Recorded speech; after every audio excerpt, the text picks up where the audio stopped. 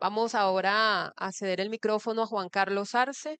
Él va a hablar sobre cuáles son las violaciones de derechos humanos más comunes que se pueden ejecutar fuera del territorio nicaragüense como parte de la represión transnacional. Juan Carlos. Muchas gracias, Jennifer, y de verdad me siento honrado de compartir espacio con Ángela y bueno, que ellos hacen un trabajo extraordinario y de verdad es un placer. Yo quisiera quizás comenzar por lo que yo pensaba que iba a ser la última parte de mi intervención, pero que me parece de pronto relevante. Cuando yo salí de Nicaragua en el 2018, el 19 de diciembre de 2018, pasé la frontera de manera irregular, nunca lo había hecho con un compañero de mi trabajo en ese momento, el Centro Nicaragüense de Derechos Humanos, em, con la mala suerte de que nos encontró un retén del ejército y bueno, tuvimos que pasar ahí lo que ya se imaginan, ¿no? La revisión del ejército en la noche y nos han dejado pasar y nos dejaron pasar. Luego de eso nos tiramos el muro, ¿no? Hay un muro para llegar al puesto fronterizo de Costa Rica y un oficial en frontera nos dijo, aquí están seguros. Y de verdad, en ese momento, yo me sentí seguro ahí, en Costa Rica. Esa era la sensación que en ese momento teníamos. Y yo quiero trabajar o quiero plantear dos ideas en relación a desmontar esa idea del exilio como un espacio seguro. Lo fue en algún momento, ya no lo es. Y lo dijiste vos, Jennifer, en tu intervención. Tenemos miedo, hay temor, y eso se materializa en el caso nuestro, que trabajamos con víctimas de graves violaciones de derechos humanos, con el silencio. Las víctimas deciden guardar silencio, tienen miedo, tienen temor a hablar por las consecuencias que hay contra sus familias en Nicaragua. Es decir, de alguna manera, no solamente es la represión la que pasa la frontera, sino también la intención o el objetivo de castigar y de provocar el mayor dolor posible, castigándote con tu familia. Y por eso, desde el 2022, nosotros como colectivo Nicaragua Nunca Más empezamos a notar que había un incremento de las detenciones arbitrarias de familiares de los blancos de la represión. Es decir, llegaban a tu casa, si vos no estabas, se llevaban a tu esposa, se llevaban a un familiar, generándote, obviamente, dolor. Yo estuve con una persona en Costa Rica que me decía, yo quiero regresarme, me quiero regresar. Lo convencimos para que no regresara porque no había certeza de que al regresar liberaran a su familia. Es decir, estamos sin duda ante el régimen más cruel en la historia de Latinoamérica. Es decir, el objetivo de Ortega y compañía es generar dolor, es generarte miedo, es inmovilizarte. Y eso significa, intentando ver de algún modo, la parte positiva de esta tragedia, que no puedo encontrar otra palabra, es que los y las nicaragüenses, pese a la brutalidad de la represión, hemos seguido hablando desde Costa Rica, desde Estados Unidos y desde diferentes partes del mundo. Obviamente eso incomoda, eso molesta. El régimen nicaragüense no quiere que haya evidencia de ningún tipo. Por eso ha desplegado esta represión sin precedentes en la historia nuestra. Y esa es la primera idea que yo quería rescatar, ese exilio o ese espacio eh, concebido como un espacio seguro. Yo creo que ya no más. Y a eso yo quisiera agregar un agravante que me parece importante. Desde el año, bueno, desde el año pasado, pero sobre todo desde el 2024, se han incrementado y en el video lo podíamos ver las acciones de vigilancia, de monitoreo en Costa Rica. Es decir, aunque el gobierno de Rodrigo Chávez lo ha negado completamente, lo cierto es que hay vigilancia, que hay monitoreo, que hay amenazas, que hay advertencias, que hay listas de personas, ¿verdad? Que les dicen, estás en una lista y vas a ser asesinado. Eso obviamente genera miedo. Y nos genera miedo también a los defensores y a las defensoras de derechos humanos. Y genera miedo a las víctimas. Pero obviamente esa es la principal herramienta o el principal mecanismo que utiliza el régimen de Daniel Ortega. Es decir, generarte temor.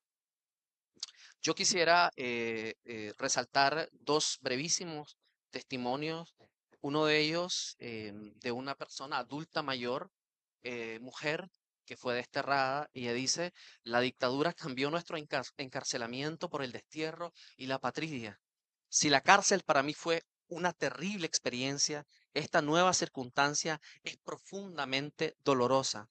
Me han arrancado de mi hogar, mi familia, mis amigos, mi tierra natal. La sensación de desarraigo es abrumadora. Se dice fácil, pero evidentemente aquí hay mucho dolor. em, y continúa diciendo, el régimen no solo persigue a nosotros, sino que asedia, amenaza a nuestras familias, le niegan el derecho a estudiar, le niegan el derecho a trabajar, a la atención médica, sus documentos legales y registros académicos que impiden la reunificación familiar. Y finalmente, en relación a esto, nosotros los defensores tenemos la suerte, pero también la enorme responsabilidad de hablar y de recibir los testimonios de la gente. La semana pasada, una de las mujeres que fue desterrada en febrero del 2022 me decía, tengo 4 años de no abrazar a mi hija. La niña tuvo que salir de Nicaragua porque el régimen no solamente, es decir, la desterró a ella, sino que obstaculizó, dificultó la posibilidad de reunificación. Es decir, ¿pueden imaginarse tamaña crueldad? O sea, definitivamente una acción de tortura en relación a esta persona que ya no está ahí, que está a miles de kilómetros, que fue desterrada, que le quitaron todo. Pero esa es la práctica, ¿no? Eso es lo que mejor sabe hacer el régimen, dañar.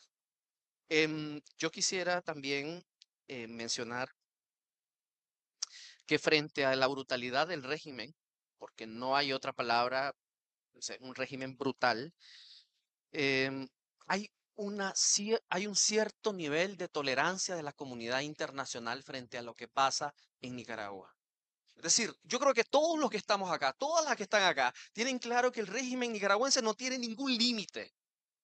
Y, y ahí voy a hacer un breve paréntesis porque en el 18 a nosotros nos decían, a ustedes les van a caer. Y nosotros decíamos, no, es que no lo van a hacer. Lo hicieron. Nos cayeron, nos aplastaron, nos expulsaron del país.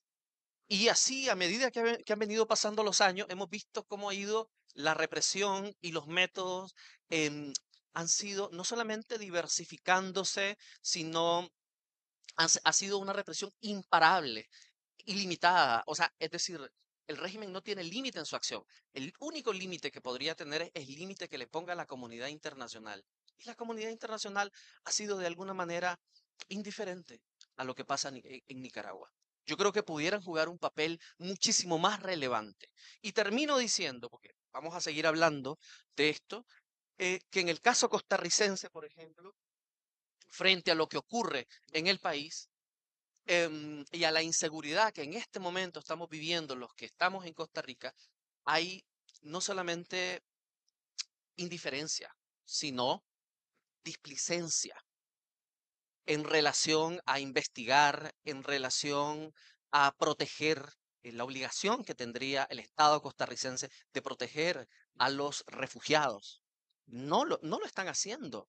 Y no solamente eso, no hay ninguna voluntad política en ese sentido. Y por eso muchísima gente se ha ido de Costa Rica y ha decidido irse a Estados Unidos u otros destinos. Es decir, la situación, lo que está ocurriendo es difícil para los defensores de derechos humanos, para las defensoras es sumamente complicado trabajar ahora, es, es muy, muy difícil y me gustaría tener las alternativas. Solamente decirles que nosotros como organización estamos procurando en la medida de lo posible proteger a las víctimas, protegerlas, no decir sus nombres. Pasamos de mencionar sus nombres en los informes a luego iniciales y luego iniciales ya ni siquiera las mencionamos y ahora ni siquiera testimonio porque no queremos causar ningún tipo de daño en Nicaragua, ni a ellos, ni a ellas. Entonces es lo que nos toca en este momento, protegernos, protegerles, buscar los mecanismos, incorporar en nuestros principios el principio de no hacer daño, que lo tiene plenamente incorporado Naciones Unidas, es lo que nos toca. Es una situación complicada, pero frente a esto, lo que yo quiero resaltar también es la enorme fuerza y valentía del pueblo nicaragüense que pese a ello continúa y estamos acá, aquí estamos. Es decir, porque es lo que nos toca hacer, es lo que nos corresponde. No hay en este momento otro camino, la única opción que nos queda es seguir haciendo lo que sabemos hacer. En el caso nuestro, documentar violaciones de derechos humanos. En el caso de cada uno de los que estamos acá, seguir hablando, porque lo que quieren es silenciarnos, pero no lo han logrado. Entonces, quisiera terminar con eso positivo, porque yo no sé si ya me pasé los 7 minutos y eso me genera mucho. Gracias.